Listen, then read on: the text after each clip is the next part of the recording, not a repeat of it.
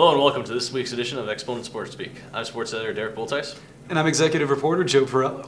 Well, Joe, Purdue lost to Michigan State this weekend, ending a 10-game winning streak. Where do they go from here? Well, Derrick, this Sunday was a pretty rough one for the Boilermakers.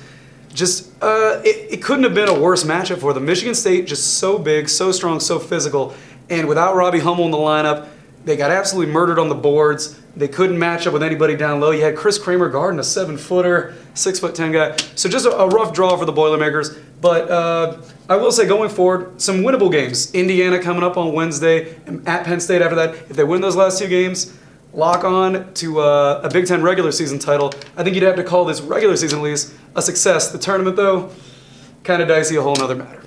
As you said, Joe, Robbie Hummel out for the year with the ACL injury. Where does Purdue go from here? All right, well, Derrick, obviously it's not going to be an easy road without Robbie Hummel. He was kind of the glue that held that whole team together. He did so many things. He was offensively and defensively, inside, outside. Kind of one of those guys that can do a little bit of everything, a Scottie Pippen almost, if you will, to the Bulls.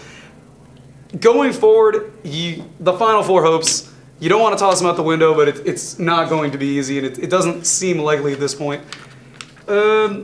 To the Purdue fans out there, I'd say step back off the ledge a little bit because this team isn't going anywhere. This team can still make some noise, can still make an Elite Eight run, and you never know in the tournament.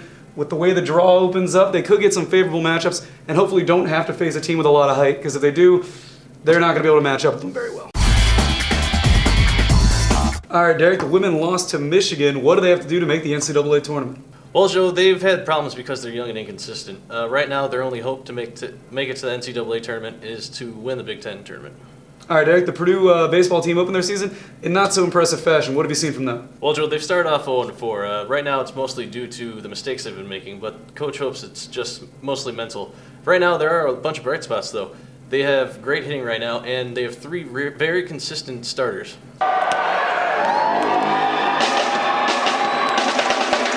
This week, we're going to end with one of Purdue's lesser-known teams. Joe, you cover women's tennis. What do you see from them this week?